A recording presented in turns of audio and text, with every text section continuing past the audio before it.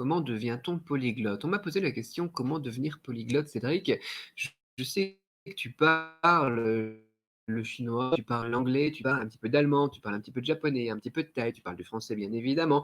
Tu as appris cette langue, j'ai touché au tagalog, des choses comme ça et je voudrais moi aussi devenir polyglotte. Alors comment est-ce qu'on devient polyglotte? Bon, déjà qu'est-ce que c'est un polyglotte? Il faut faire attention, c'est pas la même chose qu'une personne qui est bilingue ou trilingue.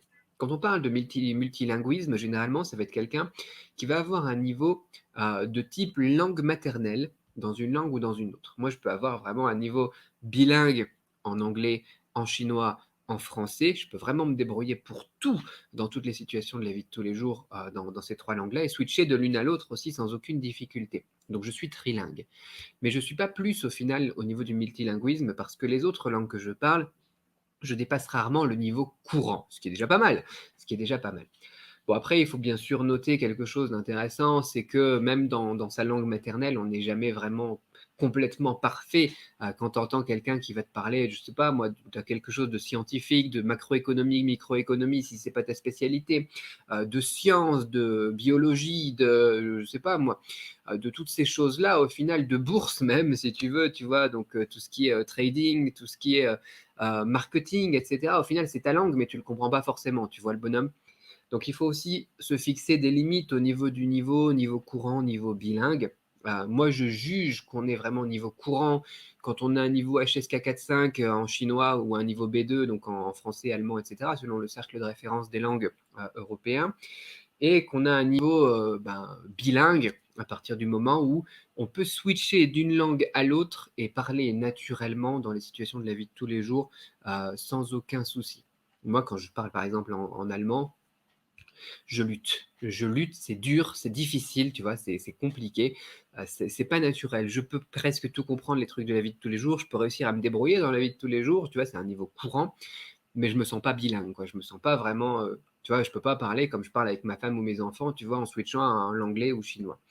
Donc voilà, il y a ça. Et donc le polyglottisme, c'est pas pareil que le multilinguisme, à mon sens, hein, dites-moi si je me trompe au niveau de la traduction, mais ça permet d'avoir un niveau plus bas en langue, mais de connaître plus de langues.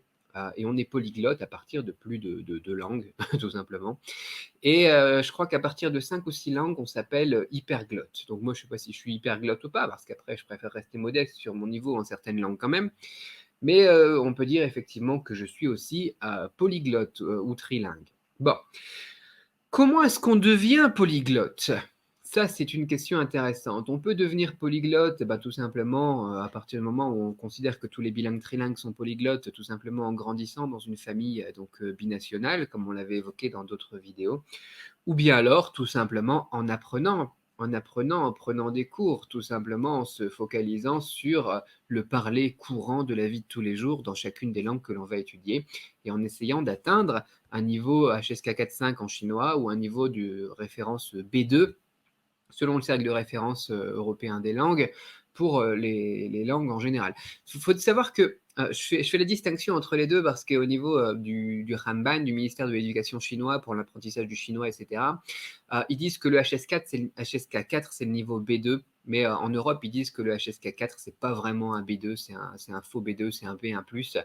Il faudrait vraiment un HSK5 pour avoir un niveau B2. C'est pour ça que je dis les deux quand j'évoque ça, parce que j'ai ça en tête. Et ensuite, bah voilà, faut bosser tout simplement, faut bosser, faut passer du temps pour apprendre la langue, encaisser suffisamment de mots de vocabulaire, au moins 1200 mots de vocabulaire dans chacune des langues que tu vas apprendre. Bien évidemment, il faut que ces mots-là soient parmi les plus fréquents de la langue. C'est certain, quoi. Ça sert à rien d'aller apprendre 1200 mots spécialisés dans la macroéconomie. Tu ne seras pas au final polyglotte. On ne pourra pas dire que tu es polyglotte. J'avais vu cette histoire une fois d'un gars qui m'avait parlé, il m'avait dit à mon prof il est d'origine polonaise ou je sais plus quoi, et son anglais il est meilleur que le mien parce qu'il me parle c'était un prof de sciences, tu vois, il me parle de tout ce qui est membrane, oculaire, machin chose, en anglais, des termes que moi je connais même pas. Et puis un jour, il s'est rendu compte que son prof, au final, il y avait des termes très simples de la vie de tous les jours qu'il ne comprenait pas lui. Donc ça fait pas de sens. On pouvait pas dire vraiment que la personne était polyglotte parce qu'elle n'avait pas le niveau courant, elle avait un niveau spécialisé sans avoir le niveau courant, quoi, ça fait pas de sens. Donc voilà, il faut vraiment se concentrer sur l'essentiel. Si tu te concentres sur les 1200 mots les plus fréquents, les plus utiles de la langue, de la langue que tu souhaites apprendre simplement, tu pourras rapidement devenir polyglotte dans une nouvelle langue, enfin devenir un niveau courant dans une nouvelle langue et donc augmenter d'une langue ton niveau de polyglottisme et tendre même vers l'hyperglottisme. Et quand on voit les choses comme ça, quand on travaille par la fréquence, quand on travaille avec l'efficacité, l'efficience, on se rend compte que on peut apprendre quasiment une langue par an ou une langue tous les 2 ans. C'est pour ça qu'on arrive à trouver des gens qui sont très performants au niveau de l'apprentissage des langues et qui deviennent des hyperglottes. On a l'impression qu'ils ont un gène. Tu vois, c'est dans leur gène, c'est dans leur nature, c'est comme ça, ils ont cette chance-là, mais en fait, non, pas du tout. C'est qu'ils travaillent de manière efficace, efficiente, et ils travaillent avec la fréquence, avec des techniques qui marchent plutôt que des techniques qui ne marchent pas, et bien souvent avec des méthodes qui sont naturelles, un petit peu comme la PNL aussi. Il y en a qui le font sans apprendre les méthodes, mais quand tu vas regarder un enfant, les enfants qui sont les premiers de la classe à l'école, souvent au final, ils font de manière naturelle ce qu'on pourrait enseigner avec la PNL, la programmation neurolinguistique. C'est très intéressant. Donc voilà ce qu'il faut faire. Il faut travailler de manière efficace. 1200 mots les plus fréquents, les plus utiles pour le niveau courant, niveau B2 ou HSK5. On va aller vers un peu plus que 1200 mots. On va dire 1500, 1800, pourquoi pas, jusqu'à 2500 maximum. Mais tu te rends compte que ça fait moins peur quand tu vois les choses comme ça, parce que plutôt que de te dire il y a 80 000 caractères chinois, il y a 50 000 mots dans le dictionnaire français, on se rend compte qu'au final, on en apprend 2-3 tous les jours, et en 2 ans, on est bilingue, quoi. Enfin, on parle couramment la langue, pardon.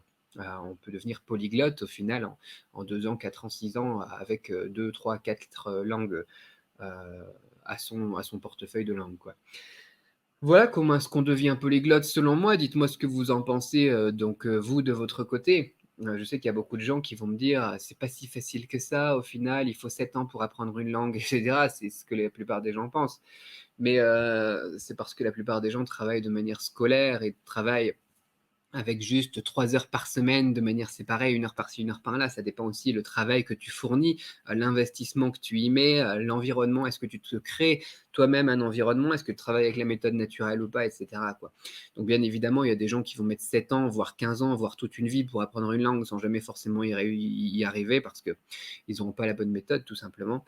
Et il y en a d'autres qui vont les enchaîner les unes après les autres. Encore une fois, il faut arrêter de penser que c'est magique et que voilà, il y en a qui ont cette chance, qui ont ce gène-là, et qu'il y en a d'autres qui ne l'ont pas. C'est ce que je veux faire passer. C'est à la portée de tout le monde. Vous pouvez le faire aussi. Et je suis sûr que dans les gens qui nous suivent au quotidien, il y en a plusieurs qui pourront témoigner de ça. Alors, Bébé qui nous dit le plus difficile est d'éduquer son cerveau à réfléchir dans chacune des langues. Oui, c'est ça. Après, il y a un palier au final. Quand tu arrives à un certain niveau, tu commences à réussir à penser dans la langue et à rêver dans la langue, à imaginer des choses dans la langue, ou même à avoir certaines choses qui te paraissent plus logiques dans une langue que dans l'autre. Et donc, quand tu vas évoquer une chose ou l'autre, tu vas le penser dans cette langue-là. Et ça se fait au fur et à mesure, ça se fait avec le temps. C'est juste super efficace. Bienvenue par Dimou, bienvenue parmi nous, Madame Bou. L'immersion est la meilleure technique d'apprentissage. L'immersion est un outil supplémentaire. Pour moi, selon moi, la meilleure technique, entre guillemets, d'apprentissage d'une langue, ça va être d'utiliser la fréquence et la répétition espacée. L'immersion, c'est quelque chose qui va te permettre de booster tout ça. Après, voilà, il y a des catalyseurs et il y a des techniques. L'immersion, ça sera un catalyseur aussi. On oublie que même pour le français en langue maternelle, quand on était enfant, on passait 6 heures par jour, 5 jours par semaine à apprendre à lire, écrire, parler et même voir plus. C'est ça. Au final, j'avais fait l'étude et j'en avais publié un article il y a quelques années déjà. On se rendait compte que les enfants étaient beaucoup plus lents d'ailleurs à apprendre les langues que les adultes.